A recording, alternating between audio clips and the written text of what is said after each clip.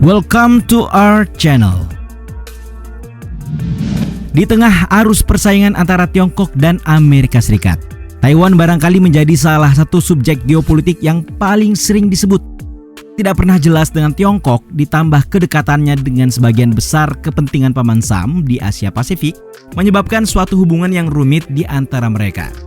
Ya, seruan untuk menciptakan jaminan keamanan eksplisit bagi Taiwan atau mempertahankan status quo tidak dapat dilepaskan dari konteks persaingan AS-Tiongkok. Taiwan memang punya beragam sisi menarik. Keberadaannya di antara Tiongkok dan Amerika Serikat tidak jarang menuai beragam tafsir politik global.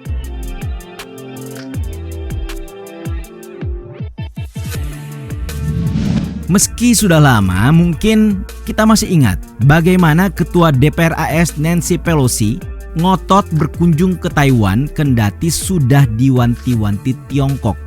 Peristiwa tersebut alhasil membuat negeri tirai bambu geram.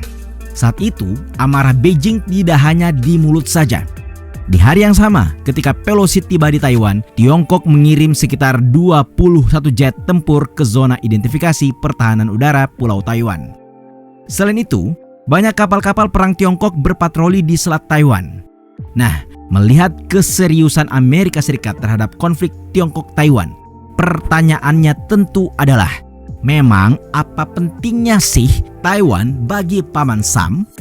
Mengapa AS memperlihatkan sikap yang cenderung abu-abu dalam menyikapi kebijakan satu Cina?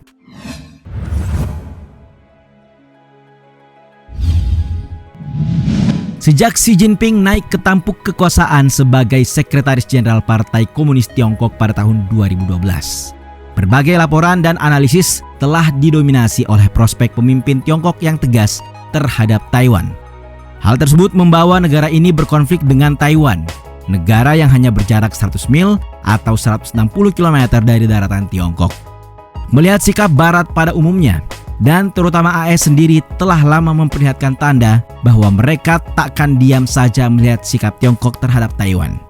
Dalam tulisan yang dipublikasikan The Diplomat, Why Taiwan Matters to the United States, John Bolton dan Derek Zitelman menyimpulkan bahwa posisi geopolitik dan ekonomi Taiwan meski penting, tidak terlalu mendesak bagi kepentingan AS di Asia Timur. Namun, status Taiwan sebagai negara demokrasi yang dinamis dan otonom dinilai sangat penting dan merupakan kepentingan Amerika Serikat.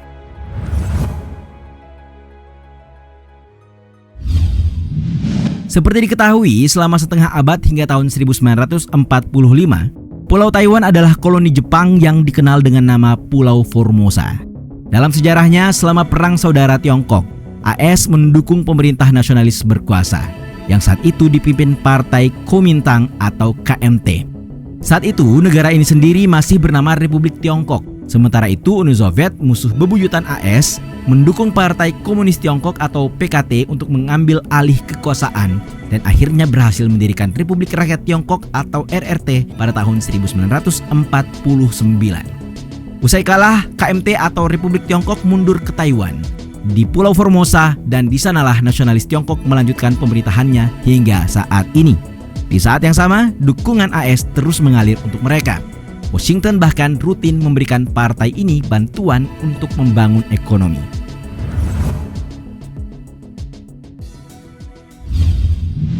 Selama 3 dekade pertama Perang Dingin, AS dan Taiwan mempertahankan hubungan diplomatik. Mereka bahkan menandatangani fakta pertahanan bersama untuk menghalangi gerak laju RRT melintasi Selat Taiwan. Dalam urusan di PBB, Taipei sendiri merupakan pemilik kursi sah yang mewakili Cina di pentas dunia. Akan tetapi, seperti dikutip laman CNN Indonesia, konflik RRT dan Uni Soviet pada tahun 1960-an mengubah konstelasi geopolitik global. Presiden Richard Nixon dan Menteri Luar Negeri Henry Kissinger memimpin pemulihan hubungan Washington dengan Beijing untuk melawan Moskow. Ya, hubungan RRT dan AS mencair dan mencapai puncak pada tahun 1979. Tidak butuh waktu yang lama, AS menjadi negara yang sah secara resmi mengalihkan pengakuan diplomatik dari Taipei ke Beijing. Dengan itu, menandakan Beijing mengambil alih kursi atas nama satu Cina dan mendepak Taipei dari PBB. Selama 43 tahun, Amerika Serikat hanya mengakui satu Cina yang berkedudukan di Beijing. Namun yang unik, sebagaimana dalam tulisan Why is Taiwan Important to the United States, di saat yang sama secara resmi mempertahankan hubungan tidak resmi dengan Taipei melalui Taiwan Relations Act atau TRA, sebuah undang-undang yang didukung oleh Senator Joe Biden pada tahun 1979 dan ditandatangani oleh Presiden Jimmy Carter pada tahun 1980.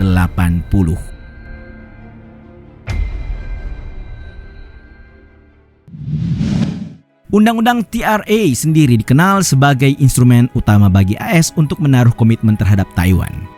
AS dapat menjalin hubungan dengan rakyat Taiwan dan pemerintahnya tanpa menjelaskan secara spesifik pemerintahan yang dimaksud. Selain itu, lewat undang-undang tersebut, Paman Sam juga memfasilitasi pertukaran komersial, budaya, dan atau yang lain melalui institusi AS di Taiwan, alias Kedutaan Besar de facto AS di Taipei. Mereka juga terikat hukum untuk memberi Taiwan senjata pertahanan atau yang disebut sebagai kebijakan ambiguitas strategis. Ya, undang-undang ini pada gilirannya yang menjadikan AS berada di posisi ambigu. Itulah mengapa AS tidak secara resmi mengakui Taiwan sebagai negara, tetapi di sisi lain juga tidak menerima klaim Beijing bahwa pulau tersebut merupakan bagian wilayah RRT. Dengan kata lain, Washington tidak mengambil posisi tentang kedaulatan atas Taiwan. Dan meskipun jarang diartikulasikan bahwa status pasca perang Taiwan yang telah ditinggalkan oleh Jepang masih belum ditentukan.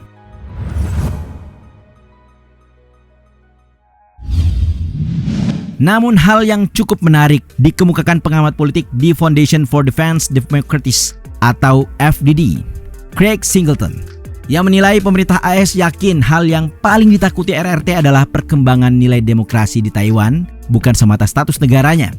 Menurut dia, sebagaimana dalam tulisan Newsweek, akar dari permasalahan ini sebenarnya pertarungan antara demokrasi dan otokrasi. RRT sebagai negara otokrasi khawatir akan perkembangan hubungan AS dan Taiwan yang memegang nilai demokrasi. Jadi Amerika meningkatkan tekanan terhadap negara kepulauan itu dan Beijing mengeluarkan ancaman untuk bersatu kembali. Mereka tidak hanya melihat ancaman, mereka melihat diri mereka sendiri, kata Singleton.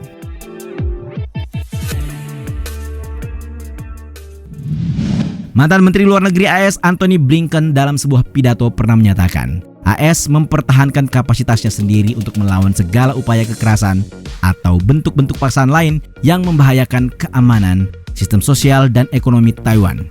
Ketentuannya tidak termasuk jaminan konkret bahwa AS akan membela Taiwan jika terjadi konflik lintas selat di masa depan. Meskipun banyak yang percaya bahwa pasukan Amerika akan terlibat sampai taraf tertentu. Meski demikian, yang pasti terdapat beberapa wilayah yang disengketakan di dunia yang telah mencapai status seperti Taiwan modern. Ekonomi Taiwan termasuk di antara 25 negara terbesar di dunia. Uni Eropa adalah investor asing terbesarnya. Meskipun tidak memiliki hubungan formal dengan pendukung internasional terkuatnya, hubungan AS Taiwan mungkin yang paling dekat yang pernah ada.